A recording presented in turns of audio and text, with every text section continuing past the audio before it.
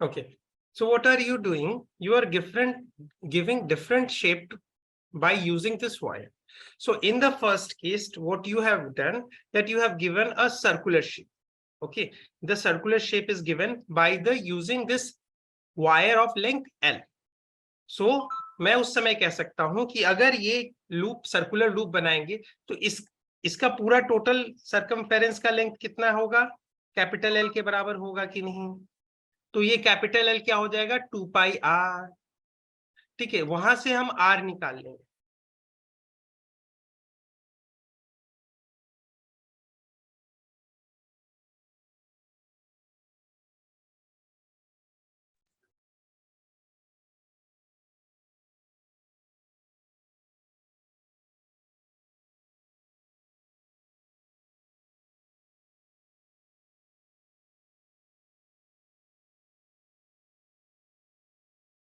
ठीक है, तो इसका जो लेंथ होता है, कंप्लीट लेंथ होता है कैपिटल एल, दिया हुआ है क्वेश्चन। तो यहाँ पे हो जा रहा है 2 पाई आर, राइट। अब यहाँ पे जब इसको स्क्वायर बना रहे हैं इसी लेंथ ऑफ वायर को, तो बताओ यहाँ पे इसका पेरीमीटर क्या होगा, 4a होगा कि नहीं। Yes sir. और 4a क्या होना चाहिए, एल के बराबर होना चाहिए कि नहीं। Yes sir. तो हमारे पास a आ जाएगा, तो a क्या हो गया, साइड लेंथ हुआ कि नहीं। तो इस स्क्वायर का एरिया क्या होगा, a स्क्वायर होगा कि नहीं। तो क्या वो एरिया जो आपके पास इस लूप का होगा वो क्या एल स्क्वायर बाई 16 होगा कि नहीं, which is equal to a square. Yes sir. किसी को इसमें इश्यू। No sir. ठीक है, तो ये कितना आ गया, एरिया, मैग्नीट्यूड हो गया। डायरेक्शन कैसे निकालेंगे, इस लूप का एरिया जो एसोसिएटेड है उसका डायरेक्शन कैसे निकालेंगे एरिया वेक्टर का, राइट हैंड थंब रूल। तो ऐसे करेंगे तो क्या आ रहा है, बाहर की ओर आ रहा है कि नहीं, डॉट। तो आपके पास एरिया वेक्टर का अब वेक्टर फॉर्म में लिख सकते हैं, that is L square by 16 cross.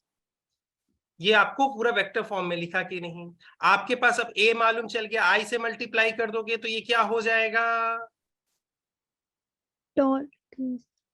Magnetic moment of this loop हो जाएगा। तो आपको magnetic moment of this loop मालूम चल गया।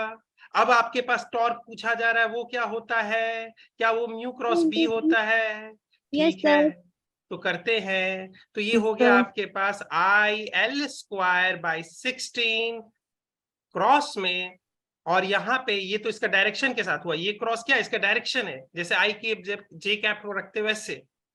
ठीक है, तो इसको मान लेते हैं यहाँ पे ऐसे, हम एक कोऑर्डिनेट ड्रॉ कर लेते हैं। मैंने आपको हमेशा बोला था कि बी के जो बी है आपको यूनिफॉर्म फील्ड मिलता है, तो बी के डायरेक्शन को आप क्या एक एक्सिस मान लिया करो, तो जो है एक्स मान लेते हैं, इसके परपेंडिकुलर वाई होगा, और इसके यहाँ पे जो डॉट और क्रॉस होगा तो मान लेते हैं ये हो गया जेड। तो डॉट यहाँ पे जेड होगा, तो क्रॉस क्या होगा, माइनस जे कैप। तो ये माइनस जे कैप होगा कि नहीं, सॉरी माइनस के कैप। यस सर, माइनस के कैप होगा ना। Yes sir. इसमें किसी को दिक्कत नहीं। तो यहाँ पे क्रॉस प्रोडक्ट लो, किसके साथ, बी क्या है यहाँ पे, बी इस डायरेक्शन में है जो कि एक्स अलोंग एक्स है, तो मैग्नीट्यूड वाइज कांस्टेंट है हर पॉइंट पे, डायरेक्शन भी उसका कांस्टेंट है, तभी तो इसको यूनिफॉर्म मैग्नेटिक फील्ड बोलते हैं। यूनिफॉर्म मैग्नेटिक फील्ड मतलब magnetic field is a vector quantity. अगर उसके आगे वर्ड लग रहा है यूनिफॉर्म मतलब it's a number, it's something which is constant. So a vector which is a constant, it means its direction as well as magnitude is constant at every point. So इसी के लिए अगर हम कहते हैं, यहाँ पे अगर हम देखते हैं इस पॉइंट पे P पे, तो B कितना यहाँ पे आ रहा है, तो यहाँ पे हम कहेंगे कि एक हम एरो से यूज करते हैं, एक एरो रिप्रेजेंट करता है इस पॉइंट पे किसको, मैग्नेटिक फील्ड स्ट्रेंथ को, तो वो ये रहेगा। तो यहाँ पे जब मैं इस पॉइंट पे पूछूंगा, क्योंकि ये पूरा रीजन आपके पास यूनिफॉर्म मैग्नेटिक फील्ड का है, तो यहाँ पे बी का भी सेम एरो बनेगा। तो देखिए, इसको अगर दोनों वेक्टर को कंपेयर करें तो दोनों vector are equal vector, they have same direction as well as same magnitude. हाँ, अगर ये भी एग्जांपल हो सकता है कि ऐसे कुछ वेक्टर हो, इस पॉइंट पे आपके पास मैग्नेटिक फील्ड ऐसे दी हुई हो, अरे यार ऐसे दी हुई हो, तो अब इसके कारण क्या होगा, अब इसके कारण होगा कि अगर इस पॉइंट पे भी है तो ये यूनिफॉर्म फील्ड का अगर केस होगा, तो इस पॉइंट पे जो फील्ड है वो इस पॉइंट पे भी होना पड़ेगा। हम उस हिसाब से अपना फ्रेम बना लेंगे। हम क्या करेंगे, एक्स एक्सिस को इसी के अलोंग बनाएंगे। ठीक है, हमने इस बार क्या कर लिया, अपना इसके अनुसार बना लिया है। ठीक है, यस सर। तो आपके लिए सिंप्लिसिटी हो जाएगी। तो यहाँ बी के लिए आप क्या लिखोगे, तो बी लिखोगे something magnitude b dot b i cap रखोगे इसको, है कि नहीं? इसमें दिक्कत किसी को? k क्रॉस i j, तो यहाँ क्या है? k क्रॉस i, तो कैसा है? आपको क्लॉकवाइज है तो k क्रॉस i j देगा, तो यहाँ माइनस लगा हुआ है तो माइनस j हो जाएगा। तो यानी इसका मैग्नीट्यूड अगर मैं बोलूं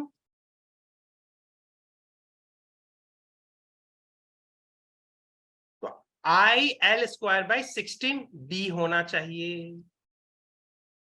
आएगा कि नहीं बताइए? Yes, sir. इसमें किसी को कोई प्रॉब्लम आया कि कुछ प्रॉब्लम किसी को? डायरेक्शन में प्रॉब्लम आ रहा है क्या? No, sir. No, sir. ठीक है, सबका चल रहा है, कोई दिक्कत नहीं? No, ठीक। sir. चलिए, यहाँ पे हमने ये चीज देख लिया था कि टॉर्क कैसे होता है। तो आखिर एक्चुअली में हो क्या रहा होगा? अगर मान लेते हैं कि यहाँ पे भी टॉर्क क्या है, इस स्टेट में भी टॉर्क 0 है, इस स्टेट में भी टॉर्क 0 है, दोनों में डिफरेंस आपको कल मैंने बताने की कोशिश की थी कि कोई ना कोई डिफरेंस है। यहाँ पे क्या है? यहाँ बी और म्यू के बीच में एंगल कितना है? 0 है। देख लो भैया, हाँ 0 है कि नहीं? ये बी यहाँ पे इसका एक रिप्रेजेंट करेगा। अरे यार, एक को मैं येलो कलर वाले को बी बनाता हूं और एक को रेड वाले को मैंने बनाया है म्यू दिखाने के लिए, तो दोनों एक दूसरे के साथ एंगल 0 बना रहे हैं। अब यहाँ पे देखो, यहाँ पे ये है बी वही रहा और यहाँ पे म्यू इस तरफ आ गया, तो 180 डिग्री बन रहा है कि नहीं इसके साथ? Yes, sir. तो यहाँ पे दोनों केस में टॉर्क हमेशा 0 होगा, लेकिन इस दोनों में केस में डिफरेंस क्या होगा? ये स्टेबल में गिना जाएगा, ये अनस्टेबल इक्विलिब्रियम होगा। ठीक है, तो इस केस में क्या होता है? अगर कोई चीज यहां से आपने क्या किया, आप जैसे ही रखोगे मैग्नेटिक फील्ड में, अगर मान लेते हैं कि एक आपने लूप रखा, बना रखा है, ऐसे लूप है, आपको एक सिंपल सा केस देता हूं, स्क्वायर लूप है, स्क्वायर लूप है, इसका आप मान लेते हैं कि करंट ऐसे बहा दिया आपने, ऐसे करंट आई बहा दिया, तो देखो यहाँ पे ऐसे करंट बहाया तो आपका अंदर की ओर आ रहा है, ये म्यू का डायरेक्शन, म्यू का डायरेक्शन क्या आएगा यहाँ पे? तो ये आएगा कुछ ऐसा, जिसका डायरेक्शन क्या है? क्रॉस में आ रहा है आपके पास, सबके पास। अब मैं बी क्या करता हूं? बी को क्रॉस में रखूंगा। क्यों? क्योंकि अब देखिए इस स्टेट में ये लूप कुछ नहीं करेगा, ये इसके ऊपर तो एफ नेट पहले ही से 0 होता है, आपको मालूम है कि एक करंट कैरिंग लूप पे यूनिफॉर्म मैग्नेटिक फील्ड में नेट फोर्स उसके ऊपर 0 होता है। अब नेट टॉर्क भी इसके ऊपर 0 है, इसका अर्थ क्या है? वो अपना वैसे बना रहेगा। बात समझ में आ गया? Yes, sir. कब? जब ये बी जब आएगा आपके म्यू के डायरेक्शन में होगा तब। ठीक है, अब मान लेते हैं कि आपने इसको डिस्टर्ब कर दिया। डिस्टर्ब कैसे कर सकते हैं? आपने क्या किया, इसका ओरिएंटेशन कुछ चेंज किया। अब आपके पास तो बी अंदर की ओर था, आपने बी अंदर क्यों बना रखा था? अब इस आपने वायर को लेके थोड़ा ट्विस्ट कर दिया, ऐसे बना दिया, ट्विस्ट करके आपने क्या किया? ऐसे कर दिया। आप देख रहे हो यहां से ट्विस्ट कर दिया आपने, किया कि नहीं ट्विस्ट? अब इस ट्विस्टिंग के कारण क्या होगा? ए वेक्टर के और B vector, sorry mu vector और बी वेक्टर के बीच में एंगल आ जाएगा, जो कि अब 0 नहीं रहेगा। उस कारण से क्या होगा? ये टॉर्क एक्सपीरियंस करेगा। टॉर्क कैसे एक्सपीरियंस करेगा? कि अब इसको चाहेगा कि फिर से वो, अगर आप इसको यहाँ पे इस ओरिएंटेशन में रखना चाहते हो तो आपको एक एक्सटर्नल टॉर्क लगाते रहना पड़ेगा। क्यों? क्योंकि फील्ड हमेशा इसके ऊपर इस ओरिएंटेशन के कारण एक टॉर्क बनाते रहेगा, जो कि कितना होगा? वो होगा sir mu B sine theta, magnitude wise में। तो इस एक्सिस के अबाउट आपको इस टॉर्क को मेंटेन करके रखना पड़ेगा, इसको ट्विस्ट को, क्योंकि आपने जैसे ही उस सरफेस को ऐसे सरफेस था, मान लेते हैं कि ऐसा सरफेस था, ये वाला, ये सरफेस ऐसा था, आपने इसको थोड़ा सा ऐसे ट्विस्ट कर दिया। अब इस ओरिएंटेशन में, क्योंकि आपके पास फील्ड ऐसे है, सारे के पास फील्ड ऐसे जा रहा है, तो फील्ड ऐसे जा रहा था, अब ये ट्विस्ट हो गया, तो इसके कारण देखिए फील्ड और इसके बीच में, इसके सरफेस ये म्यू के बीच में एंगल बन गया है, बन गया कि नहीं? अब इस एंगल के कारण ये जो एंगल आ रहा है, इस कारण से हम क्या आ जाएगा? इसके ऊपर टॉर्क आने लगेगा। तो आपको अगर इसको होल्ड करके रखना है तो ऐसे रखना पड़ेगा, होल्ड करके, अदरवाइज आपने हटा दिया हाथ तो ये क्या करेगा? ऐसे। क्यों? क्योंकि ये चाहता है फील्ड कि इसको इस स्टेट में धीरे धीरे करके ले आए, जहां पे इसका म्यू का डायरेक्शन और बी का डायरेक्शन मैच हो जाता है, अलाइन हो जाता है। तो ये अब वायर, अब इसके ऊपर नेट टॉर्क भी नहीं लग रहा है और नेट फोर्स भी नहीं लग रहा है। समझ में आया स्टोरी? Yes, sir. और अगर मान लेते कि इस केस में ऐसा करते कि आपने देखिए करंट ऐसा लाया है, अब यहाँ पे आपने म्यू ऐसा दे देते, सॉरी बी ऐसा दे देते, डॉट दे देते। म्यू का डायरेक्शन तो आपने फिक्स है, ये वाला, ये येलो कलर का जो डॉटेड डॉटेड नहीं बन रखा है, येलो वाला पूरा लाइन से जो बन रखा है, उस अगर शीट में आपके पास म्यू है क्रॉस में और बी है डॉट में, इन दोनों के बीच में 180 डिग्री, तो 180 डिग्री में क्या होगा, यहाँ पे ये एक स्टेबल स्टेट में होगा, ये एक स्टेबल स्टेट में होगा। इसको पहले मैं बना देता हूं।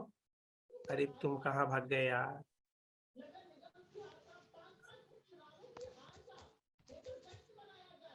ए हिमाचल वाले बच्चों, इलेक्शन आईडी, इलेक्शन का देख रहे हो तुम लोग हैं?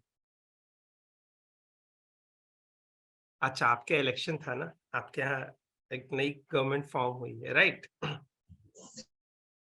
हैं? Yes, sir. Yes, sir. हाँ, वो चीज हम लोग भी देख रहे थे, गुजरात का और खास तौर से हिमाचल का भी था, नेशनल टेलीविजन में कवर्ड हुआ है सारा कुछ।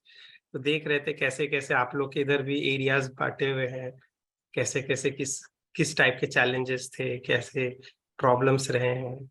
तो वो चीज़ों हम लोगों ने देखा है। और आपके अभी रिसेंटली आपने अपने 50 इयर्स कंप्लीट किए हैं स्टेटहुड के, तो 50 साल हुआ है हिमाचल का अपने स्टेटहुड बनाते हुए। तो बहुत अच्छा है, इस चीज़ों से हम लोगों को भी देखने के लिए मिलता है और समझने के लिए मिलता है। और हिमाचल अपने ही में चैलेंजिंग है, उसके कोई लैंड स्लाइड वाले इलाके नहीं, सारे पहाड़ी इलाके। तो कहीं गवर्नमेंट भी फॉर्म की हुई है तो कोई ना कोई एक पहाड़ी इलाके पे ही एग्जिस्ट कर रही है चीज़ों को लेकर। तो वो तो हम लोगों ने देखा था, हिमाचल नहीं, हम लोग तो बाकी पहाड़ी इलाके में गए हैं, तो वहाँ पे एक चीज़ देखा है कि वहाँ पे चलना बहुत मुश्किल होता है, क्योंकि आपको क्या करना रहता है, एक प्रकार से हमें हर जगह पे अगर आपको मैदान टाइप का दिख भी रहा है तब भी उसमें स्टीफनेस है उसके अंदर, तो आप चढ़ाई कर रहे हो इन अ वे हमेशा, तो कभी भी कोई प्लेन रहता नहीं है, तो बहुत थकावट सी हो जाती है। क्योंकि लेकिन ट्रैकिंग वेकिंग के लिए हम लोग जाते हैं तो दिक्कत आती है बहुत। ठीक है, तो यहाँ के केसेस में आपके पास बी आपने दे दिया इधर की ओर, यहाँ पे म्यू कैसे आप दे दोगे, ऐसा ऐसा कैसे बना सकते हो म्यू? मैंने बोला ये म्यू कैसे बना सकते हो, म्यू का डायरेक्शन क्रॉस कैसे होगा, बता सकता है कोई? सर क्रॉस कर दो ना तो क्रॉस बन जाएगा, और क्या है, सिंपल लॉजिक आप भी नहीं जानते हो सर, हैं? ऐसा है क्या? अरे आई का डायरेक्शन वैसे बढ़ाएंगे, तो आई का Yes. डायरेक्शन ऐसे ही रखेंगे, तो देखो आई का डायरेक्शन ऐसे, तो म्यू का डायरेक्शन इधर नीचे की ओर है, अभी भी बना हुआ। तो यहाँ पे लेकिन बी हमने बाहर रखा है, तो यहाँ पे अनस्टेबल इक्विलिब्रियम रहता है। इस केस में क्या करेगा ना, अगर आपने हल्का सा डिस्टर्ब कर दिया तो ये पूरा ऐसे पलट के घूम जाएगा, यहाँ पे आ जाएगा, और ये ऐसे घूम के ऐसे, तब क्या करेगा, अब देखिए यहाँ पे ये जब घूम के पूरा 180 डिग्री आ जाएगा, तब यहाँ पे इसने अपने साथ क्या किया, म्यू का डायरेक्शन और बी का डायरेक्शन मैच करने की कोशिश की, उसके बाद वो जाके रुक जाएगा। मतलब पहले तो ऐसे काइनेटिक एनर्जी क्योंकि होगी, ऐसे अचानक से आपने इसको डिस्टर्ब किया, इसको अचानक से आपने बी इधर दे रखा है, म्यू इधर, ठीक है, अब इसको अचानक से आप पहले ही स्टेबल है, यहाँ पे अभी नेट फोर्स कितना, जीरो, टॉर्क भी जीरो। जैसे ही आपने हल्का सा डिस्टर्ब किया, ऐसे छोड़ा, ये देखोगे जैसे ही हल्का सा किया ये ऐसे घूमेगा, ऐसे घूम के फिर ऐसे, फिर ऐसे, फिर ऐसे, फिर ऐसे, फिर ऐसे, और फिर ऐसे करके धीरे धीरे ये आ जाएगा। आप याद करो कि आपका स्टेट कहाँ से स्टार्ट हुआ था, इस साइड से, लेकिन लास्ट में आपको कैसा दिखेगा, वो ऐसा दिखेगा। ठीक है, क्योंकि अब इसने क्या कर लिया, म्यू और बी का डायरेक्शन सेम अलाइन कर लिया। ठीक है, तो इसमें आपको एक प्रकार से जब वो ऐसे करके एसएचएम अपना रोकने की कोशिश करता है, एसएचएम नहीं होता है लेकिन हाँ ऑसिलेशन अपना रोकने की कोशिश करता है, तो अपना हीट में एनर्जी डिसिपेट करता है। ठीक है, Yes, sir. तो इसी के लिए बहुत सारे देखते हैं डाइलेक्ट्रिक्स अचानक से गर्म हो जाते हैं, कैपेसिटर के बीच में रखे रहते हैं। तो होता क्या है वहां पे, डाइलेक्ट्रिक्स में भी आपने क्या किया, वहां पे हम लोग देखते थे डाइलेक्ट्रिक्स के बीच, आप डाइलेक्ट्रिक्स को रख देते थे कैपेसिटर के बीच में, तो पैरेलल प्लेट कैपेसिटर के बीच में कैसा होता है, यूनिफॉर्म फील्ड होता है। तो यूनिफॉर्म फील्ड का मैग्नीट्यूड क्या होता है, तो सिग्मा बाय एप्सिलॉन नॉट होता है। सिग्मा क्या होता है, इस प्लेट का सरफेस चार्ज डेंसिटी होता है, और Yes. एप्सिलॉन नॉट एक कांस्टेंट होता है, तो यहाँ पे एक यूनिफॉर्म फील्ड बनती है। और डाइलेक्ट्रिक्स में क्या होते हैं, डाइलेक्ट्रिक्स या तो दो टाइप के होते हैं, या तो पोलर डाइलेक्ट्रिक्स होते हैं या नॉन पोलर डाइलेक्ट्रिक्स होते हैं। जब अगर आपके पास पोलर डाइलेक्ट्रिक्स की बात करें तो उसमें होता क्या है, पोलर मॉलिक्यूल होते हैं, यानी उसके अंदर छोटे छोटे डाइपोल पहले ही से बने हुए रहते हैं, लेकिन ये ओरिएंटेशन इनके कैसे रहते हैं, डिसअलाइंड रहते हैं, कि टोटल नेट इसका इस कैपेसिटर सॉरी डाइलेक्ट्रिक्स का नेट डाइपोल कितना होता है, 0 रहता है। कोई ऐसे बना हुआ है, कोई ऐसे बना हुआ है, कोई ऐसे बना हुआ है, सब एक दूसरे को ओवरऑल कैंसल आउट कर देंगे। लेकिन जैसे ही इलेक्ट्रिक फील्ड लगती है, इन लोग अपना ओरिएंटेशन करना स्टार्ट कर देते हैं, और इस कारण से क्या होगा, इस कारण से सब एक अलाइन हो जाते हैं, और एक देखिए net dielectric net electric dipole moment बन जाती है इस डाइलेक्ट्रिक्स की, है कि नहीं?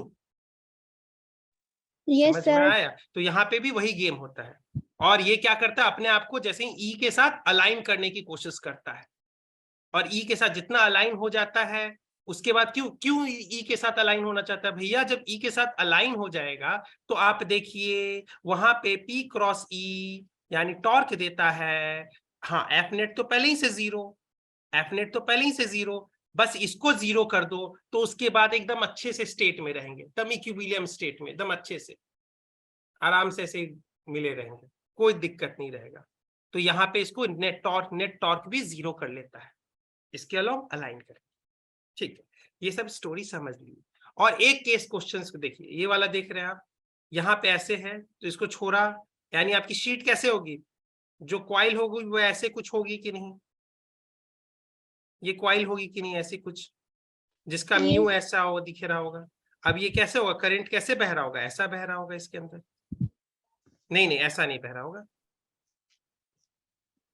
आपको ऐसे दिखा रहा है ना, तो ऐसे जा रहा होगा करंट, तो ऐसे जा रहा होगा,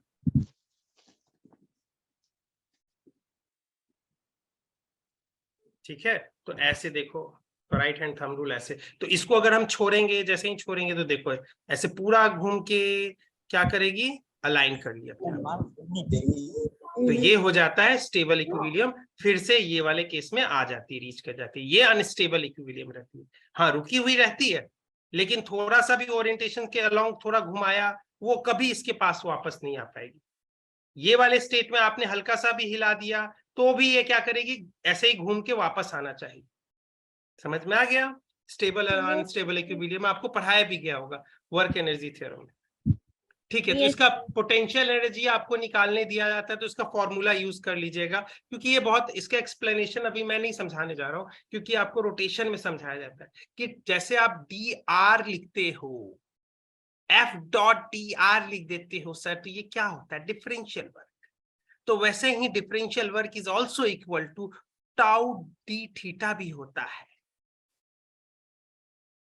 तो यानी एक्सटर्नल वर्क, अगर कोई एक्सटर्नल एजेंट इसके फील्ड में इस डाइपोल के ऊपर वर्क करेगा, तो इसका अर्थ है कि बाकी टाइम इसका अगर कोई कर पाता है, तो कहीं ऐसा तो नहीं ये सिस्टम अपने अंदर पोटेंशियल एनर्जी के फॉर्म में स्टोर कर ले, हो सकता है।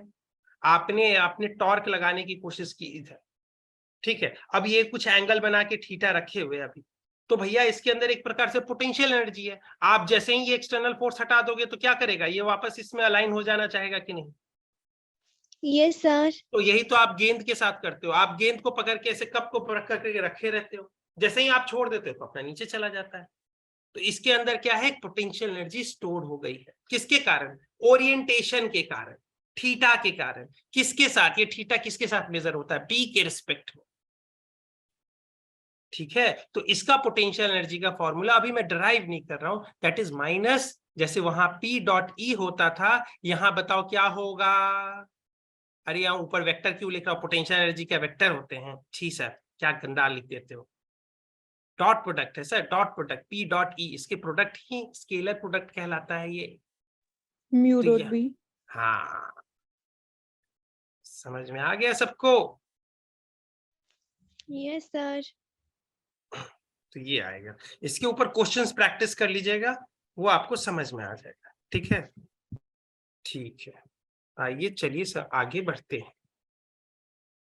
अब देखिए, अब हम बात करेंगे, अभी तक आपको मैंने बात क्या करवाई थी कि फोर्स कितना एक्सपीरियंस करता है, कौन कौन भैया। तो moving charge particle in a uniform magnetic field या current carrying wire in a magnetic uniform magnetic field, इसी के बारे में बात किया। और किसी के बारे में बात किया है क्या? मैंने नहीं किया है। अब बात आती है बी के ऊपर कि मैग्नेटिक फील्ड कैसे प्रोड्यूस होती है। हमने इलेक्ट्रोस्टैटिक में देखा था कि इलेक्ट्रिक फील्ड कैसे एक source charge electric field create करता है, राइट। हमने पॉइंट चार्ज के बारे में देखा था। हमने बहुत सारे ऐसे चार्ज डिस्ट्रीब्यूशन देखे थे।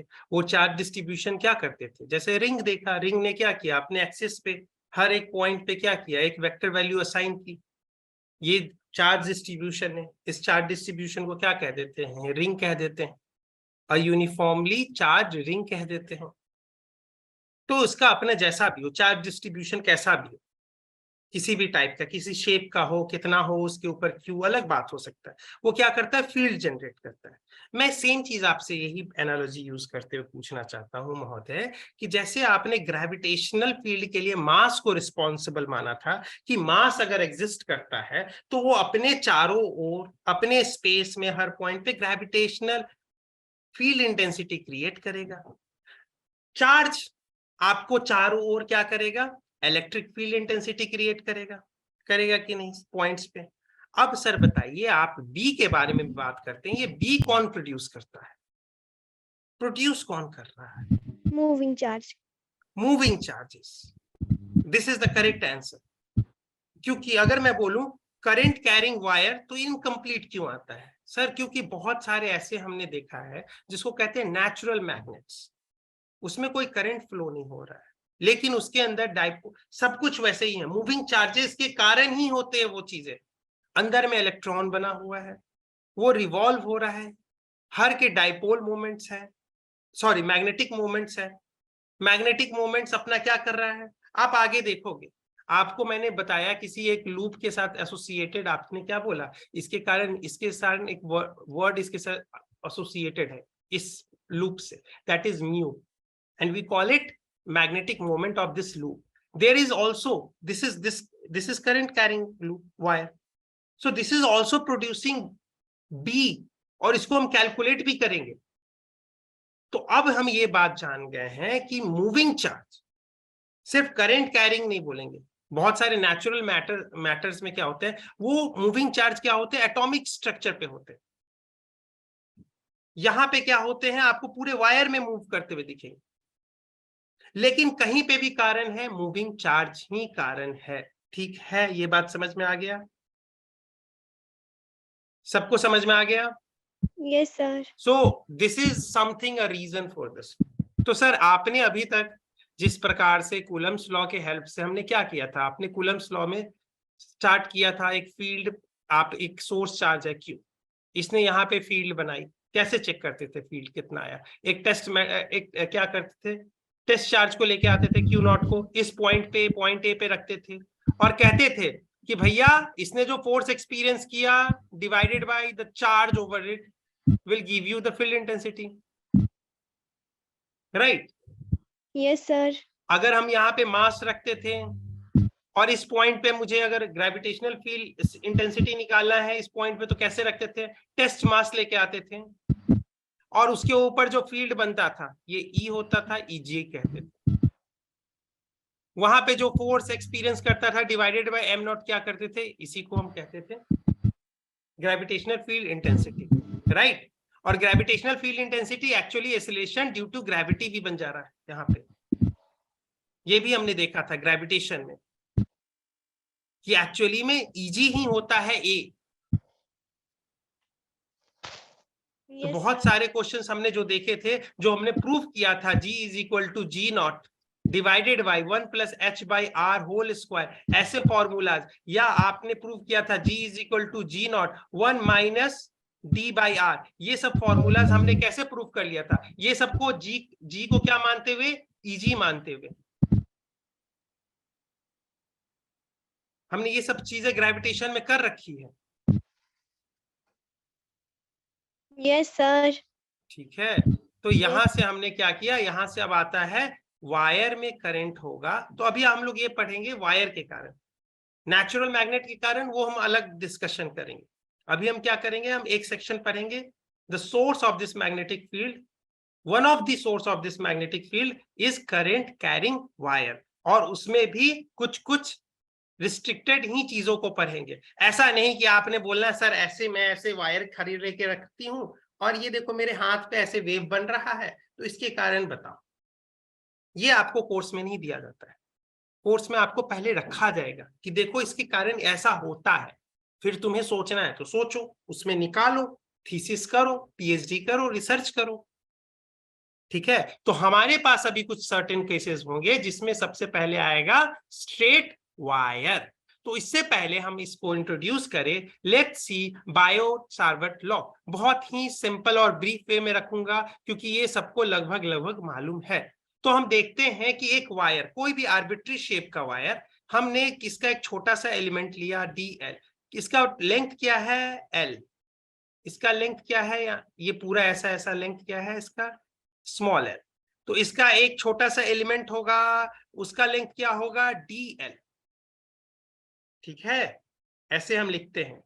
अब ये DL के अंदर जो करंट होगा कुछ I ऐसा बह रहा होगा, इस DL के अंदर भी करंट I बह रहा होगा, इस DL के अंदर भी करंट I बह रहा होगा, और इस वायर के अंदर भी करंट I बह रहा होगा। यानी I कैसा क्वांटिटी है, I एक, इसके एलिमेंट के अंदर ही नहीं बोलने के लिए सिर्फ I बह रहा होगा, ये पूरा वायर के अंदर भी I बह रहा होगा। तो ऐसे क्वांटिटी को हम क्या कहते हैं, इंटेंसिव क्वांटिटी। जैसे आपने एक बड़ा सा पत्थर लिया और ये यूनिफॉर्म पत्थर है, तो इस पत्थर का डेंसिटी आप रोहो बोलोगे कि नहीं, मानते हैं, कहते हैं। मैंने इस पत्थर को आधा तोड़ दिया, अब मैं बोलूं इसका डेंसिटी क्या होगा बेटा, सर ρ/2। मैंने क्या बोला, ये यूनिफॉर्म पत्थर है, इसका मास मान लेते हैं कैपिटल M और इसका वॉल्यूम मान लेते हैं V, तो डेंसिटी क्या होगा M/V। इसको आधा पार्ट में तोड़ा है और यूनिफॉर्म है तो आधा पार्ट M/2 होगा कि नहीं, और इसका वॉल्यूम क्या होगा V/2 होगा कि नहीं। तो अब इसका डेंसिटी निकालोगे तो क्या आएगा, मास M/2 है जो इसका, डिवाइडेड बाय वॉल्यूम जो इसका V/2 है, तो क्या हो गया M/V ही रहा कि नहीं। Yes sir. अब मैं इसको एक और टुकड़ा, इस आधे को भी आधे भाग में बांट देता हूं, तो इस पत्थर की डेंसिटी कितना होगा सर M/V। यानी वही बना रहेगा। ऐसा क्वांटिटी जो अगर इसका एलिमेंट ले रहे हैं, इस अब ये इसको बांटते बांटते बहुत छोटा कर दिया, तब भी इसकी डेंसिटी क्या रह जाएगी, रोहो ही रहेगी। तो ऐसी क्वांटिटी जो बांटते बांटते छोटे एलिमेंट तक, यानी सिस्टम से लेके हम एलिमेंट तक गए, इसमें भी उस प्रॉपर्टी, इसकी वैल्यू चेंज नहीं हो रही। यूनिफॉर्म के केस में, ये केस यूनिफॉर्म पहले बना के करते हैं, बस यूनिफॉर्म में हम चेक कर लेते हैं। यानी ये क्वांटिटी कैसी है, ये इंटेंसिव क्वांटिटी है, इनके आगे डी नहीं लगता है, DI ऐसे नहीं बनते, इसका कोई सेंस होगा, इसका अलग मीनिंग होता है। ये DI, इसका अर्थ होता है चेंज इन करंट होगा, किसी का पोर्शन का I एलिमेंट नहीं होता है। ठीक है, ये चीज बहुत डीप में पढ़ाई जाती है जब आपको physical chemistry introduction to the physics पढ़ाया जाता है। अब इसका देखो, अगर मैं मास कहूं, मास कैसा क्वांटिटी, अगर मैं इस सिस्टम का मास लेता हूं तो कैपिटल M कहोगे, इस सिस्टम का मास कहोगे तो M/2 कहोगे, इस सिस्टम का मास कहोगे तो M/4 कहोगे। अब बताओ इस एलिमेंट का मास कितना कहलाएगा, वो होगा DM। समझ में आया कि नहीं। इस एलिमेंट का जो पॉइंट, एकदम पॉइंट एलिमेंट है, ये कहां से स्टार्ट किया, इस पत्थर से स्टार्ट किया, इस पत्थर को पहले आधा काटा, फिर आधा काटा, फिर ऐसे काटते काटते काटते काटते सबसे अंत तक गए, ये सबसे छोटा एलिमेंट बन जाएगा। तो इस छोटे एलिमेंट का मास DM हो जाता है, लेकिन इस छोटे एलिमेंट का डेंसिटी रोहो ही रहता है। इस टाइप के क्वांटिटी को कहते हैं एक्सटेंसिव क्वांटिटी। ठीक है, तो लेंथ भी आपके पास एक्सटेंसिव क्वांटिटी है। तो अगर पूरे का लेंथ L तो इसके एलिमेंट का लेंथ DL। समझ में आया है, समझ में आया कि नहीं। Yes sir. अब ये DL, यानी एक छोटा सा एलिमेंट करंट कैरिंग वायर का ये कितना यहाँ पे बी प्रोड्यूस करता है, कोई एक पॉइंट बी देख रहे हैं यहाँ पे। तो लैब में एक चीज देखा गया कि हम लेट सपोज यहाँ से एक पोजीशन वेक्टर ड्रॉ करते हैं, इस एलिमेंट को 0 0 ऑरिजिन मानते हुए यहाँ से पी को देखते हैं, तो ये आपके लिए आर वेक्टर हो जाएगा। और ये चीज देखा गया एक्सपेरिमेंट्स के धीरे धीरे, देखिए यहाँ पे बनते जाएगा, ठीक है, यहाँ पे हमारे पास क्लियर यहाँ बना हुआ है। तो यहाँ पॉइंट पी पे देखे तो इस एलिमेंट के कारण ये आर वेक्टर बन रहा है, जिस पॉइंट पे निकाल रहे हैं, जिस एलिमेंट के कारण देख रहे हैं, और ये जो पॉइंट जहां पे हम मेजर कर रहे हैं ये क्या है, ये सोर्स ऑफ दी पी है कि नहीं, सोर्स ऑफ मैग्नेटिक फील्ड है, एलिमेंट सोर्स, एलिमेंटल सोर्स मतलब छोटा सा सोर्स ऑफ बी है, यहां पे बनते। तो ये चीज हमें बाद में समझ में आई, एक्सपेरिमेंटली हम लोगों ने निकाला था ये सारी चीजें कि प्रोपोर्शनल टू आई होता है, inversely proportional to r square होता है, प्रोपोर्शनल टू साइन थीटा यानी एंगल बिटवीन दिस वन होता है। और इस डीएल का डायरेक्शन कैसे डिसाइड करेगा, आई डिसाइड करेगा कि इस डीएल के पोर्शन में इधर जा रहा है करंट की इधर जा रहा है। दो ही रास्ते हो सकते इस डीएल के लेंथ पे। अरे भैया कोई वायर है, ये वाला पोर्शन ले लिया, या तो वायर के इधर करंट बह रहा होगा या तो इधर करंट बह रहा होगा, इसके अलावा कोई दूसरा डायरेक्शन तो नहीं होगा। No, तो sir. इस कारण से यहाँ तो डीएल आपके देखेंगे, आई जिधर बह रहा होगा वो डीएल का डायरेक्शन हो जाएगा। लेंथ इसका जो होगा वो होगा, आपको ये डीएल को ऐसे लिखेंगे, सेम तरीका है। डीएल को अगर लिखना है तो भैया इसका मैग्नीट्यूड टाइम्स डायरेक्शन, तो मैग्नीट्यूड क्या हो जाएगा, स्मॉल डीएल, ये तो इसका स्मॉल डी एल ये हो गया मैग्नीट्यूड, और डायरेक्शन क्या होगा, जो आई दे दे, जो भी करंट के हेल्प से आएगा, करंट के हेल्प से जैसे भी करंट बहेगा ऐसा बह रहा होगा तो इसके डायरेक्शन में, तो इसको मान लेते हैं यहाँ पे डीएल वेक्टर, ठीक है, दोनों डायरेक्शन एंड मैग्नीट्यूड दोनों बना हुआ है। डीएल वेक्टर ये बन गया, ये छोटा सा, और ये आर वेक्टर बन गया, ठीक है। अब देखिए यहाँ पे हमने इन चीजों को देखा एक्सपेरिमेंटली लैब में करके कि किसके प्रोपोर्शनल है किसके इनवर्सली प्रोपोर्शनल है, क्योंकि आपके पास हिंट आ जा रहा था कि आज तक आपने जो भी लॉज देखे हैं सब स्क्वायर्ड लॉ कहते हैं इसको, inverse squared law, gravitational law is inverse squared law, Coulomb's law is also ये इनवर्स स्क्वायर्ड लॉ। क्या आर स्क्वायर देखते हैं पुट करके, देखा गया आया इसके साथ मैच हुआ। तो ये सारी चीजें हमने करके देखी, उसके बाद हमने एक फॉर्मूला बनाया, वो क्या बना था हमारे लिए, वो ये बना था कि डिफरेंशियल बी यानी यहाँ पे जो फील्ड आएगी इस छोटे से एलिमेंट के कारण, that is d b, and this is coming out to be mu naught by 4 pi, ये कांस्टेंट की तरह मानिए, I d l cross r divided by r cube. R cube क्या है, ये आर का मैग्नीट्यूड है, डीएल ये है, ठीक है। आर वेक्टर कौन सा है, यहां से इसका लेंगे और हेड कहां रखेंगे, जहां पे हमें निकालना है, ये है आर वेक्टर, ठीक है। Yes, sir. ठीक है, तो ये फॉर्मूलाज हमारे पास आया है। अब एक बात देख लेते हैं, म्यू नॉट इसको कहते हैं परमिएबिलिटी, इसको क्या करते हैं, परमिटिविटी, परमिटिविटी ऐसे आता है, ऐसा नाम होता है कुछ, और ये मिएबिलिटी, ठीक है। एक बार मैं इसको स्पेलिंग, थोड़ा सा मेरा इंग्लिश कमजोर है, ठीक है ना सर, आपकी इंग्लिश कमजोर है सर, ठीक है, हमारी तो इंग्लिश बहुत स्ट्रांग है, ठीक है, देख लेते हैं इसका सही स्पेलिंग भी देख लेते हैं, पर मी टी वी टी, ठीक है, हाँ यार सही लिखा मैंने, ऐसा रॉन्ग तो नहीं लिखा था। तो ये होता है, इसको प्रोनाउंस करते हैं परमिटिविटी, ठीक है, और ये क्या है, परमिएबिलिटी, मिएबिलिटी, सब समझ में आया। Yes, sir. कोई कंफ्यूजन है ना यहाँ पे, No, sir. ठीक है। तो ये होता है, और ये वैल्यू क्या होता है, ये होता है 10 raised to 1 minus 7. हाँ, तो आपके पास ये बाई 4 पाई आ जाए तो आप देख लीजिएगा किसका वैल्यू, अगर यहाँ पे रहेगा तो बाई 4 पाई लगा दीजिएगा, तो इस पूरे कांस्टेंट का ये वैल्यू आ जाता है।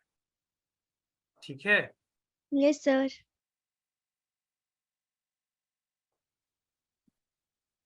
अच्छा, यहाँ पे एक और चीज मैं बता दूं, ये तो ठीक है, यहाँ पे कोई पॉइंट पी है, इसका 1 मिनट के लिए, मैं 2 मिनट पहले मुझे पानी पी के आने दीजिए, गला सूख रहा है मेरा, तो मैं पी के आता हूँ, 2 मिनट। Yes, sir.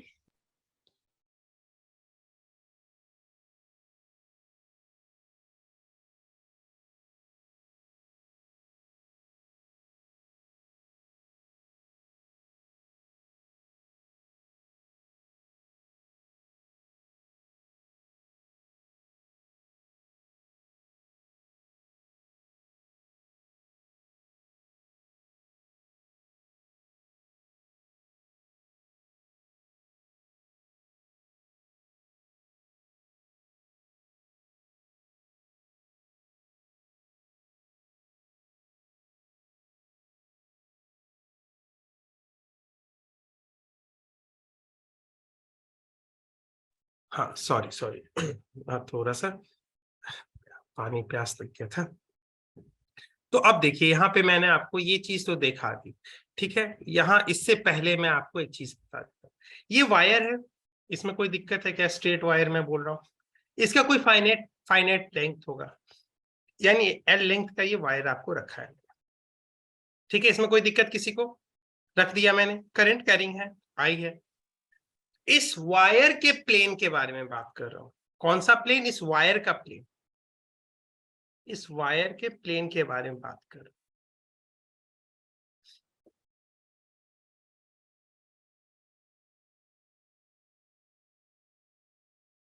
एक कोई भी पॉइंट पी लेंगे, ये पी पॉइंट लेते हैं, हम क्या करेंगे यहां से, ये अब एलिमेंट के कारण तो पूछेगा नहीं आपको, पूछ कुल ये पूरा जो फाइनाइट लेंथ का वायर है, जो करंट कैरिंग आई है, इसके कारण पी पे मैग्नेटिक फील्ड कितना प्रोड्यूस हो रहा है वो पूछा जाएगा, ठीक है। ये तो आपको डिफरेंशियल फॉर्मेट में आ गया, और उससे क्या करोगे, बायोट सार्वेट लॉ से आप क्या करते हो, इन चीजों को ड्राइव करते हो। मैं अभी डेरिवेशन वाला पोर्शन नहीं करवा रहा हूं, द रीजन इज कि आपको एप्लीकेशन सभी ज्यादा समझना है, ठीक है। तो इस Yes, पोर्शन sir. से उसका इस्तेमाल किया जाता है। तो मैं अभी एप्लीकेशन पॉइंट ऑफ व्यू से बताऊंगा कि पी अगर पॉइंट एक साइड होगा तो सारे पॉइंट पे डॉट डॉट होंगे, और एक साइड क्या होगा, क्रॉस क्रॉस पूरा हो जाएगा। ये कैसे डिसाइड करेंगे? तो थंब के अलाउ आपको करंट का रखना है इस पर। अभी तक आप क्या करते थे, कर्ल इस फिंगर के हेल्प से आप करते थे। आपको जब मैं आपको मैग्नेटिक मोमेंट निकलवा रहा था, तो इस क्या करते थे, इस लूप में जैसे करंट फ्लो हो रहा है, उसके अलावा अपने हाथ से इस फिंगर को क्या करते थे, अलाइन करने की कोशिश करते थे, राइट। तो थंब क्या देता था, area vector. Direction. Yes, sir. अब इस बार क्या करोगे, थंब का यूज करोगे करंट की तरफ करने के लिए। तो करंट इधर जा रहा है कि नहीं?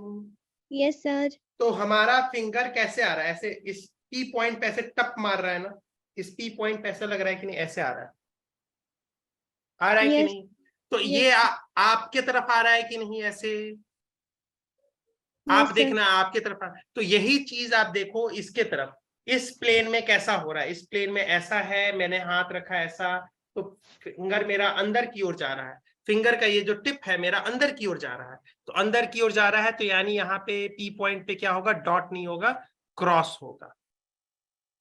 इसके कारण ये पॉइंट, दूसरा पॉइंट पी डैश देखते हैं, जो कि अलग अलग डिस्टेंस होगा। देखिए, अगर मैं distance between this point and wire बोलूं, तो कौन से डिस्टेंस को लेंगे, दिस डिस्टेंस, जो कि परपेंडिकुलर इस एक लाइन सेगमेंट होगा। जैसे इस पॉइंट, ये पी पॉइंट है, ये पी पॉइंट से ये आपने एक लाइन ड्रॉ कर रखा है आर, और इसका मैग्नीट्यूड होगा कुछ, इसको कहते हैं, ऐसे लिखते हैं, आर लिखते हैं इसके मैग्नीट्यूड को, ये वाला। तो क्या आर इसके बीच में और वायर के बीच का डिस्टेंस है क्या? नहीं, वायर और पी के बीच में जो डिस्टेंस होता है वो हमेशा ये वाले लेंथ को कहते हैं, इस लेंथ को, जो कि वायर के साथ 90 डिग्री बनाएगा। एक ऐसा लाइन सेगमेंट जो वायर के साथ 90 डिग्री बनाएगा, साथ में उसका एक एंड पॉइंट वायर पे होगा और दूसरा एंड पॉइंट इस पॉइंट पे होगा। इस लाइन सेगमेंट के लेंथ को क्या कहेंगे, this is the distance between the point P and wire, ठीक है। Yes, sir. तो ये अगर आपके पास कुछ सेपरेशन है, मानते हैं R1, कोई पी डैश कोई दूसरा पॉइंट है, तो इन दोनों के बीच में वायर और इस पी डैश के बीच में डिस्टेंस होगा कुछ r2। तो इस पॉइंट पे बताओ डायरेक्शन क्या आएगा, क्या आएगा, डॉट या क्रॉस,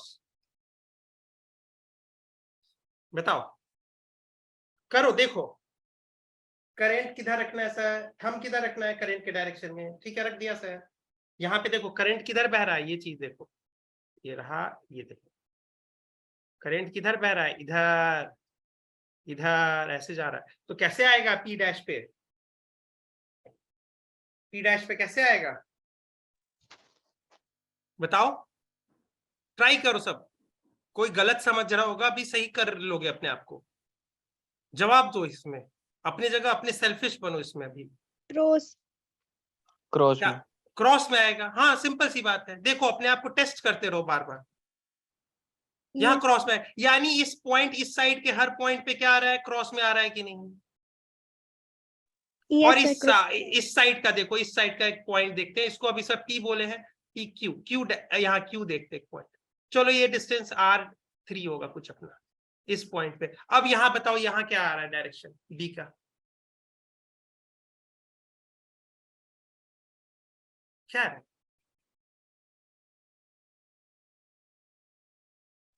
Cross. Sir. क्रॉस कैसे आ रहा है, ये फिंगर टिप देखो, फिंगर टिप देखो अपना, ये फिंगर टिप किधर आ रहा है, उस प्लेन के साथ मैच करो। ये वायर है, वायर के डायरेक्शन में ये थंब लगाया। अब ये फिंगर किधर आ रहा है, किधर आ रहा है फिंगर, फिंगर का टिप किधर आ रहा है, यहाँ ऐसे देखो, ऐसे Yes, आप, sir. तो क्या होगा, क्या होगा बताओ, क्रॉस Yes, sir. है। सर कैसे होगा फिर, डॉट कैसे होगा। डॉट कैसे होगा, तो मैं यही तो बोल रहा हूँ। ये देखो आप थंब को क्या करो, करंट के डायरेक्शन में लगाओ, लगाओ। Yes, sir. अब बताओ ये इसको टिप कह रहे, इसको टिप कह रहे, ये वाला पोर्शन, ये वाला देख रहे हैं ना, इसको टिप कह रहे हैं, ठीक है। Yes. ये टिप आपको उस प्लेन में कैसा दिख रहा है, प्लेन से बाहर निकल के वो दिख रहा है कि अंदर जाते हुए दिख रहा है, जैसे Yes. इस बाहर आते हुए दिख रहा है। तो बाहर Yes. आते हुए ही को तो डॉट बोलते हैं। तीर को अगर इधर से देखोगे तो उसको कैसा दिखता है, डॉट ही तो दिखता है। अरे ये वाला केस देखो ना, यहाँ पे हमने आपको बनाया था, डॉट क्या होता है, क्रॉस क्या होता है सर, सब मुंह माया है, डॉट क्रॉस कुछ नहीं होता है। देखिए ये ऐसा वायर के ऊपर वाले पोर्शंस को देखते हैं, देखो एरो को देखो, एरो को क्या है, एरो के आगे वाले पोर्शन को देखते हैं, यही तो डॉट बन रहा है। यानी क्या है, उस प्लेन में क्या है, तीर सीधे आपके तरफ आ रही है, तो तीर आपके ओर आ रही है तो आपको उसका हेड दिखेगा ना, तो इसी के लिए Yes, यहाँ sir. पे क्या करते हैं, यहाँ डॉट दे देते हैं। अब देखिए उस एरो का अगर आपको पिछला देखना है, यानी एरो कैसे मूव करी, डायरेक्शन कैसा है, एरो किधर मूव की, अंदर की ओर चली गई प्लेन के, तो आपको क्या दिखेगा, पीछे इस एरो का पीछा वाला दिखेगा ना, पीछे वाला दिखेगा ना, ये वाला दिखेगा ना पोर्शन, तो इसी के लिए ऐसा बनता है, क्रॉस बन जाता है। तो यहाँ पे आप चीज देखिए इस चीज को कि आप जो डायरेक्शन बी का निकाल रहे हो, तो बी के डायरेक्शन को क्या कर रहे हो, एक सेकेंड कहाँ गया, हाँ यहाँ पे थे, बायोट साइमोट लॉ पे थे, उसके बाद ये निकाल दिया था, ये थे शायद, ये थे, हाँ ये थे, ठीक है। अब आपने क्या किया, यहाँ पे इस प्लेन में माना है, इस प्लेन में आपने क्या किया, इस करंट को थंब के साथ मतलब रेजोनेट किया, मिलाया।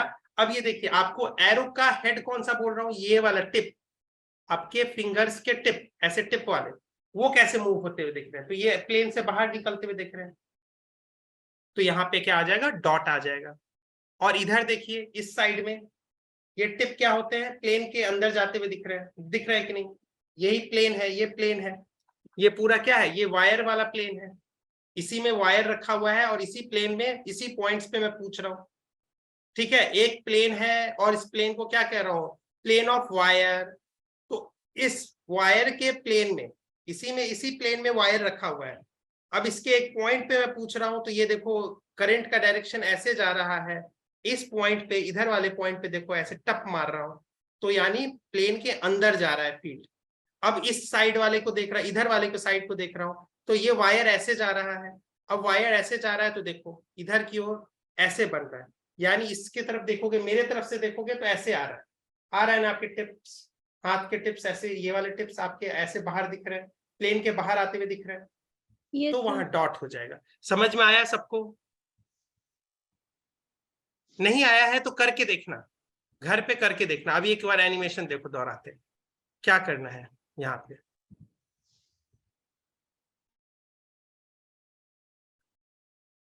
देखो यहाँ पे एनिमेशन से देखो, ठीक है, ये आया, ये देखो, ये टिप है, ये टिप के हेल्प से डिफाइन करते हैं, ठीक है, ये टिप के हेल्प से डिफाइन करते हैं। यहाँ पे एनिमेशन आई थिंक थोड़ा अच्छे से रखा नहीं गया है, कट रहा है बार बार, लेकिन आपको ये समझ में आया ना कि इधर की ओर ये करंट के लिए इधर वाले डॉट्स क्यों आएंगे और इधर वाले क्रॉस क्यों आएंगे, समझ में आया ना? ये समझ में आ गया ना? Yes sir. यानी एक पॉइंट में हर पॉइंट, ये इस पॉइंट के हर तरफ, इस पॉइंट में हर पॉइंट पे क्रॉस ही बनेंगे और इस साइड में पूरे जगह डॉट डॉट बनेंगे। समझ में आया? तो एक Yes. प्रकार से ये इस लाइन ने क्या किया, वायर ने इस प्लेन को दो हिस्से में बांट दिया, इस तरफ सारे ऐसे वाले और इस तरफ सारे क्रॉस वाले। वाले। हाँ, मैग्नीट्यूड अलग अलग हो सकता है, कितना वो आर डिस्टेंस पे दूर है वो सब वो देखेंगे,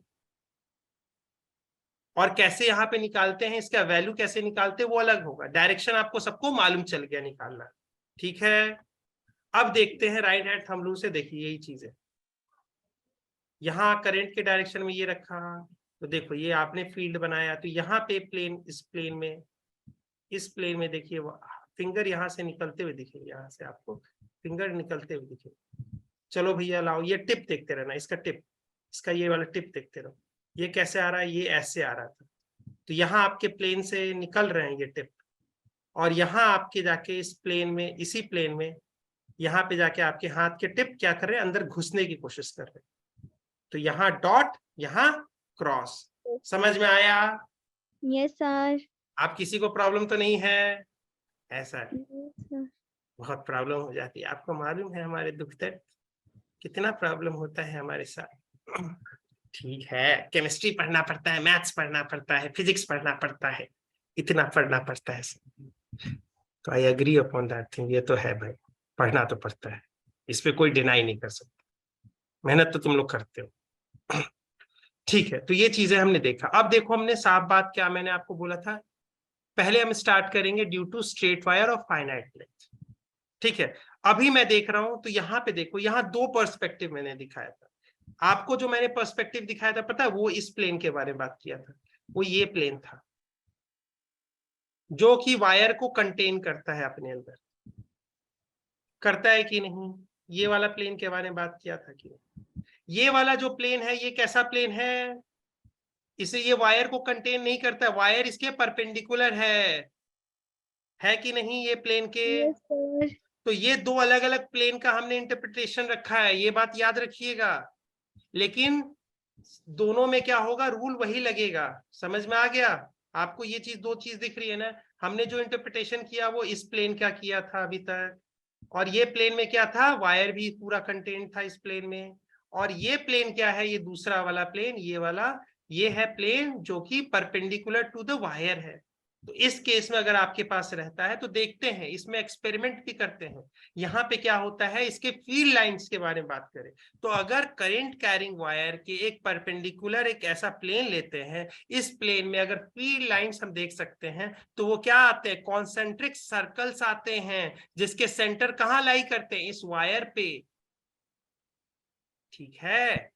Yes, sir. और ये इसे डायरेक्शंस कैसे इसका मालूम चलता है कि क्लॉकवाइज है या एंटी क्लॉकवाइज है, तो वो राइट हैंड थंब रूल के से मालूम चलता है कि सर देखो इस सर्कल के लिए फील्ड लाइंस का जो डायरेक्शन होगा, फील्ड लाइन जो होगी वो ऐसे बनेगी, ठीक है। और अगर मैंने बैटरी उल्टा कर दिया तो करंट अब इधर से चलेगी। अब बताओ यहाँ पे जो फील्ड लाइंस बनेगी वो कैसी होगी, वो रेक्टेंगुलर हो जाएगी कि नहीं? Yes, sir. है, रेक्टेंगुलर कैसे हो जाएगी, कुछ भी मैं बोलूं तुम यस सर बोल दोगे, है, रहेगी तो सर्कुलर ही ना, रहेगी सर्कुलर, लेकिन उसके डायरेक्शंस उल्टे हो जाएंगे। पिछले बार ऐसे आ रहे थे, अच्छा रेड कलर लिख लेता हूँ, इसमें अच्छा कलर नहीं दिख रहा है। तो इस बार भी सर्कुलर ही रहेगी, लेकिन डायरेक्शन उल्टा हो जाएगा। डायरेक्शन बताओ कैसा होगा इस बार? क्या वो नीचे की ओर जा रही है, तो मेरे फिंगर्स का जो टिप है ऐसे घूम रहा है, तो इसका अर्थ है कि मुझे ऐसा बनाना चाहिए। तो देखो हमारे साथ मैच हो रहा है कि नहीं, हो रहा है कि नहीं इस डायरेक्शन के साथ? हम लोगों ने भी यही डायरेक्शन ड्रॉ किया था कि नहीं? समझ में आया? सर डायरेक्शन कैसे आई इसमें? देखो ये कौन सा प्लेन है, वायर इसके परपेंडिकुलर है कि नहीं? Yes sir. ठीक है, तो इसमें क्या बोलते हैं, इसमें मैग्नेटिक फील्ड लाइंस कैसे होते हैं? सर्कुलर होते हैं। कैसे सर्कल? Concentric circle. इसके मैग्नेटिक फील्ड लाइंस का डायरेक्शन भी होता है। जब मैं आपको बात करता हूं इलेक्ट्रिक में, इलेक्ट्रोस्टैटिक में, तो याद करो पॉजिटिव से वो ऑरिजिनेट होता है, जाके निगेटिव में टर्मिनेट होता है। यानी अगर मैं बात करूं ये चीज की, तो ये भैया अगर मैं इसके ऊपर प्लस माइनस ना देता हूं, ये बोलता हूं चार्ज Q1 है और Q2 है, तो ये फील्ड लाइंस और ये फील्ड लाइंस दोनों अंतर हो सकता है, जस्ट बिकॉज दोनों के डायरेक्शन अलग अलग है। ये इस लाइन में इधर चल रहा है और इस लाइन में इधर चल रहा है, तो यानी डायरेक्शन भी मैटर करते हैं फील्ड लाइंस के लिए, कंप्लीट डिस्क्राइब करने के लिए, डिफाइन करने के लिए। तो यहाँ पे अगर सिर्फ हमने कॉन्सेंट्रिक सर्कल बना के छोड़ दिया तो आंसर उससे नहीं होगा। ये फील्ड लाइंस नहीं हमने पूरी तरह से ड्रॉ किया, डायरेक्शन देनी पड़ेगी। तो डायरेक्शन कैसे देते हैं? Right hand thumb rule. तो इसमें क्या करते हैं, थंब से क्या करते हैं, थंब को करंट के डायरेक्शन के अलोंग रखते हैं। देखो ऐसे रख रहे हैं, ठीक है। अब Yes, हमारे sir. पास ये टिप को देखते रहना, इस टिप को देखते रहना, इस टिप से डिसाइड करो ये टिप कैसे चल रही है, ऐसे चल रही है कि नहीं? Yes sir. तो टिप आपके पास ऐसे बन रही है कि नहीं? आपके हाथ के टिप ऐसे आ रहे हैं कि नहीं? ऐसे यस वो सर। ऐसे मूव कर रहे हैं कि नहीं? तो यही तो हो गया डायरेक्शन। तब समझ में आया? Yes sir. और किसी को दिक्कत? किसी को दिक्कत पूछ लो। ठीक है, चलो मैं मानू सही है सबका, ठीक है सर। अब देखो आपके पास एक क्वेश्चन आएंगे कि अब फाइनाइट लेंथ, ठीक है, फाइनाइट लेंथ के मैं प्रूफ नहीं करवा रहा हूं, ठीक है ना, प्रूफ में नहीं जा रहा हूं। तो magnetic field due to a straight, read करना, straight current carrying finite wire, पूरा नाम पढ़ लिया आपने। तो यानी इस L लेंथ का है जिसके अंदर करंट I कैरी कर रखा है, इस पॉइंट पे, कौन सा पॉइंट है? This is the point of the point in the plane of wire, ठीक है। और पॉइंट कितना दूर दूर है इससे? A डिस्टेंस दूर है वायर से, और पॉइंट के बीच में डिस्टेंस कितना है? अरे बोलो, वायर और पॉइंट के बीच में डिस्टेंस कितना है? थके R. में ये R है, हाँ ठीक है, R होता है, इसको A भी लिखा हुआ है, ठीक है, आपके लिए R भी लिख दिया, ठीक है, इसी को R कह, ठीक है। यहाँ डायग्राम के अनुसार क्या हो गया, वो A है, ठीक है। तो यहाँ पे जो फॉर्मूला बनता है ये पूरे फाइनाइट वायर के लिए, वो आता है म्यू नॉट बाई 4 पाई, ठीक है, I by R sine φ1 plus φ2, yes sir. Sine φ2, हाँ ऐसा, ठीक है। ये सबको याद रहना चाहिए। डायरेक्शन कैसे निकालते हैं सर? ये तो मैग्नीट्यूड निकाल दिए, डायरेक्शन भी वैसे ही बात है, अभी आपने बता दिया है, point in the plane of wire में डायरेक्शन निकालने के लिए बता दिया है। तो इस P का क्या आएगा यहाँ पे डायग्राम के अनुसार? ये रहा सर, ये रहेगा, क्रॉस आएगा, तो यानी हर पॉइंट यहाँ पे भी सारे पॉइंट क्रॉस वाले होंगे, इधर वाले पॉइंट क्या हो जाएंगे? सारे डॉट वाले बन जाएंगे। हो जाएगा कि नहीं? Yes sir. तो ये आ गया आपके पास सिंपल सा फॉर्मूला। अब यहाँ पे क्या क्या देखना है, एक एज, इस फाइनाइट वायर है तो फाइनाइट वायर का दोनों दो एंड होंगे, तो एक एंड को लेना है और उस पॉइंट के साथ जोड़ देना है, दूसरे एंड को लेना है, इस पॉइंट से जोड़ देना है, एक आपके पास ट्रायंगल बन जाएंगे। इस ट्रायंगल में इसको क्या करना है, φ2 कहना है और इसको कहना है φ1, ठीक है। Yes sir. और ये फॉर्मूला रख देना है, इसमें करंट जो I आ रहा है उसको I कहेंगे, इसके सेपरेशन को मैंने स्मॉल r लिख देता हूं, स्मॉल आर है, यहाँ पे ए लिख रखा है, ये दोनों बात बराबर है। ये क्या है, ए या स्मॉल आर क्या है, this is the distance between wire and the point, distance. ठीक है, यस सर। किसी को इस फॉर्मूले में दिक्कत? No sir. ठीक है, अब देखो एक पॉइंट ऐसा लेते हैं जो कि अलोंग द वायर है। आपने जो भी पॉइंट लिया है, क्या लिया है, कुछ उससे डिस्टेंस बनाते हुए लिया है, राइट। अब एक पॉइंट है जो कि क्या है, वायर से कितना दूर है, 0 डिस्टेंस दूर है। ये फाइनाइट वायर है, और आपने क्या बोला, वायर को डिस्टेंस कैसे नापते हैं, वायर से किसी पॉइंट पी का डिस्टेंस कैसे नापते हैं, जब वो पी ऐसे है तो ये डिस्टेंस होता है। अब ये पॉइंट पी धीरे धीरे क्या हुआ, इसी पॉइंट, इसी लाइन पे आ गया, इसी वायर पे आ गया, और ये फाइनाइट लेंथ का है, तो मानते हैं कि अब इसके, इस वायर के ऊपर ना पड़ के इधर पड़ रहा है, लेकिन इसका एक प्रकार से इस लाइन से इस पॉइंट पी का कितना डिस्टेंस है, 0 है कि नहीं? समझ, Yes, ये बात समझ sir. में आ रही है ना? यानी मैं क्या बोल रहा हूं, अगर पॉइंट आपके पास ऐसे पॉइंट हो जो कि इस स्ट्रेट वायर के अलोंग पड़ते हो, यानी स्ट्रेट वायर से हमने एक लाइन को इन्फिनाइट, मतलब ये एक लाइन को ड्रॉ किया इस वायर के अलोंग, इस वायर के अलोंग एक लाइन को ड्रॉ किया, line are infinitely in length, वो हर डायरेक्शन में इन्फिनाइटली एक्सटेंडेड होता है, तो उस लाइन पे ये पॉइंट इस बार पी पड़ रहा है। यहाँ पे जो होता है, ये होता है बी, क्या होता है, 0 होता है। ये बात समझ में आ गया?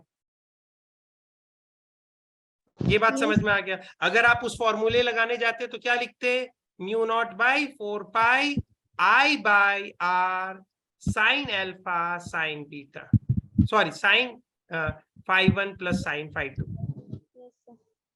यहाँ पे आपको दिक्कत आती, आर इसका 0 है, तो इसके हिसाब से ये क्या होना चाहिए था, इसकी वैल्यू बी की क्या आ जाती, इसको लेकिन ट्रूली मैथमेटिक्स में कहते हैं not defined, not infinite, not defined. यहाँ पे डिफाइन नहीं होती, तो यहाँ पे हमने कैसे 0 लेके आया, तो वो दूसरे एक प्रकार से हमने वो क्रॉस प्रोडक्ट देखी, यहाँ पे कैसे 0 लेके आए, तो हमने बायोट-सॉर्बट को फिर से याद किया। बायोट-सॉर्बट को कहा कि भैया याद आ जाओ, तुम आओ यार यहाँ पे, तो बोलता है क्या हो गया भैया, तो बोलता है कि तुम अपना वाला पुराना वाला फॉर्मूला बताओ, क्या तुमने लिख रखा था, तो बोला था कि भैया यहाँ पे देखो, ये हमने रखा था formula L cross R straight wire के लिए, ऐसा वाला डिवाइडेड बाई R क्यूब, यही रखा था कि नहीं, ये B इन मैग्नेटिक फील्ड है। Yes sir. अब ये बोलता है L क्रॉस R, ठीक है, L का डायरेक्शन भी यही, R का भी डायरेक्शन यही, इस वायर से देखो, वायर से ये देखो, यहाँ पे 0 वेक्टर है, तो R का भी ऐसे देखो डायरेक्शन भी वही, तो दोनों क्या हो गया, क्रॉस इसका 0 हो गया कि नहीं, दोनों सेम लाइन में पड़ गया, तो यस सर। तो ये क्या हो गया आपके, एक प्रकार से यहां से हम लेके आते हैं, ये 0 होता है, ठीक है। इस फॉर्मूला के हिसाब से ये नॉट डिफाइंड हो जाता है, ये केस उसके अंदर आता ही नहीं समझाने में, ठीक है, तो ये चीजें आ गई, ठीक है।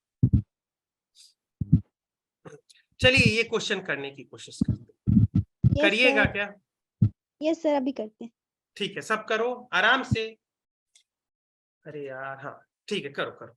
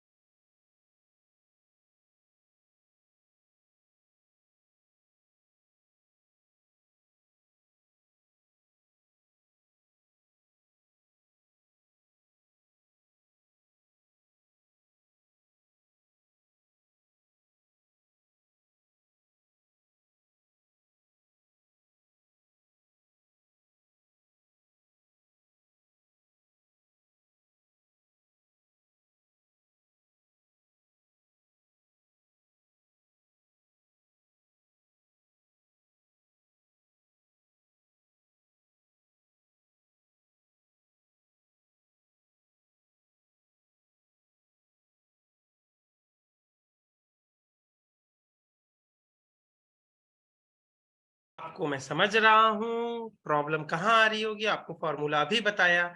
ये देखिए, आपको फॉर्मूला भी लिख दे रहा हूं। क्या क्वेश्चन क्या है? कैलकुलेट द, अच्छा sir, magnetic field, okay sir, due to, okay sir, current carrying wire a b, ठीक है, फाइनाइट लेंथ का स्ट्रेट वायर है एट पी पॉइंट। अच्छा सर, ये तो क्वेश्चन आपने पढ़ा रखा है। कशिश बेटा ने जवाब दे दिया। कशिश बेटा ने बोला है डी। अब मैं थोड़ा मास्टर साहब हूं, मैं थोड़ा पुराने जमाने का है, मुझे थोड़ा आता वाता नहीं है, तो मैं इसमें क्या करूंगा, अक्कर बक्कर खेलूंगा। अक्कर बक्कर बम्बे वो पूरे 80 90 पूरे 100 में निकला था, चोर निकल के भागा। मेरा तो आंसर सी आ रहा है, मैं तो ऐसे तुक्का मार के आता हूँ एग्जाम में। आप लोग मत मारना। किसी का डी आ रहा है, बताओ। ए बी किसी का आ रहा है क्या? आ रहा है तो बताना बेटा, कोई भी आंसर हो सकता है। मैंने तो सी मारा है, लेकिन मैंने थोड़ा ऐसे तुक्के से मारा है, ठीक है, कोई बात नहीं है, कोई बात नहीं है। हमारे भाई, हमें नहीं आता है, मास्टर साहब को नहीं आता है, मैं मास्टर साहब को सिखा दूंगा, ठीक है। मेरे को किसी बच्चे ने बताया भैया, मेरे को तो आ नहीं रहा है, कि भैया यहाँ पे आपके पास ना सर देखो पी निकालना है ना सर, इस पॉइंट पे निकालना है इसका। हाँ सर, कोई बात नहीं सर, फॉर्मूला आपने, आपको पढ़ा के थक गया सर कि आप फॉर्मूला याद ही नहीं रखते हो सर। मैंने बोला भाई क्या नहीं याद रखता हूँ, तो यही फॉर्मूला है सर, आप यूज क्यों नहीं कर रहे हो? अच्छा ठीक है, ये फॉर्मूला है तो यूज कर लेते हैं। सर इसका क्या होगा? अरे भैया अभी आपने बोला था म्यू नॉट 10⁻7 होता है, ठीक है, ओके सर, तो ठीक है, फाइन। टाइम हो गया, मेरे को भी बोल रहा है। आई का वैल्यू कितना है सर यहाँ पे? Sir 2 ampere. करंट को सिर्फ लिखते हैं, एम्पियर में नहीं लिखते हैं, सब ऐसा ही यूनिट में, बाई आर। आर कितना है सर यहाँ पे? आर आपके पास 10 मीटर दे रखा है, ठीक है, ठीक। साइन अल्फा, ये कितना है? साइन 45 1/√2। और ये कितना है? 30 डिग्री। Yes sir, 1/2। कोई ऐसा दिख रहा है क्या? और डायरेक्शन क्या होगा सर? Sir cross. क्रॉस, ठीक है। तो ये आंसर आपके पास डी वाला आ रहा है कि नहीं? Yes sir. एक मिनट देख लेता हूँ क्या दिक्कत है। अच्छा अच्छा अच्छा, sorry sorry sorry sorry, I think एक मिस्टेक हो गया। ये चीज, ये मिस्टेक मैंने कर दिया है। ये चीज देखो आप,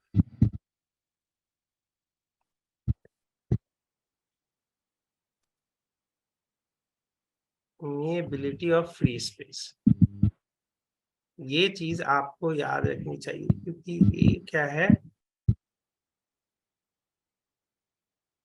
ये सबसे, अरे ये वाला फॉर्मूला में नहीं दे रखा है क्या?